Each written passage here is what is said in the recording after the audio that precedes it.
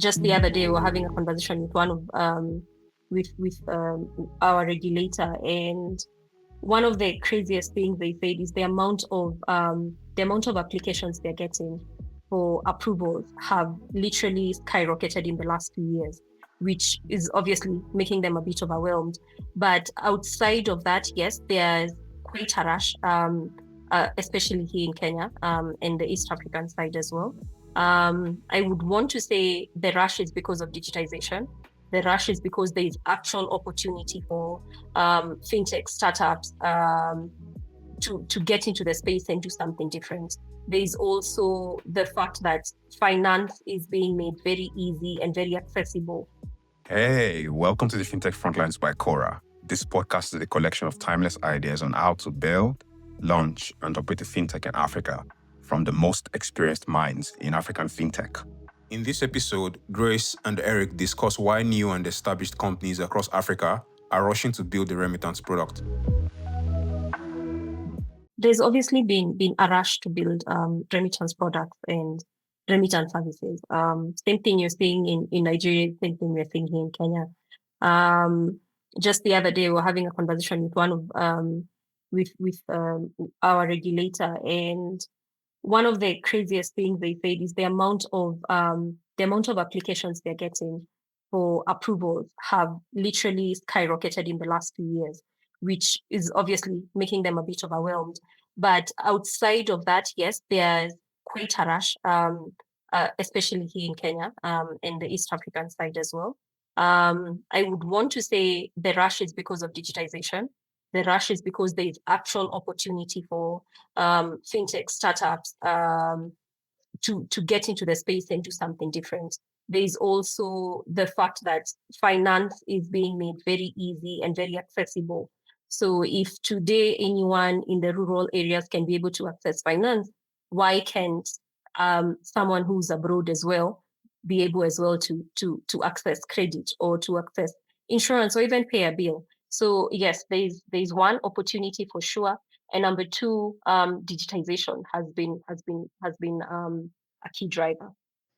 I think Grace has done a fantastic picture of painting what's happening. Like the transition is happening, more folks are using digital financial products. And so it's sort of like the next iteration.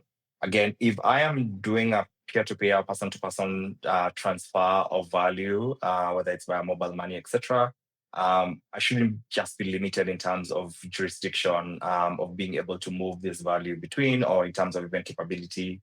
And so if I am a Kenyan, but in the diaspora, then I should, again, still have access to the same value and the same service. Away from the individual, I think if I am a fintech, or if I'm building a fintech on the continent, I'm very well aware of the challenges that do exist from a regulatory perspective and from a macroeconomic perspective, right?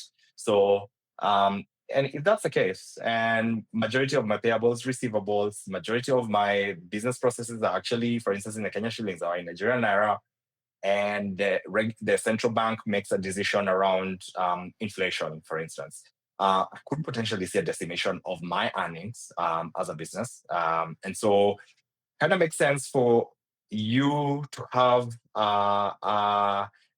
another way to essentially, how can I put this without sounding, you're essentially building an additional moat that allows you to protect yourself against those potential inflationary pressures. So having a chunk of your business, either receivables, payables, or your operations supported by hardcore fiat, whether it's in dollars, etc., begins to make absolute sense. So you are indeed offering a service to your customers, to your clientele, essentially. Could be businesses, could be individuals, but then at the same time, you're also being cognizant of what it really truly means to run a business in Africa. And so having those dollars helps you move a bit further and helps you really, really do build a business.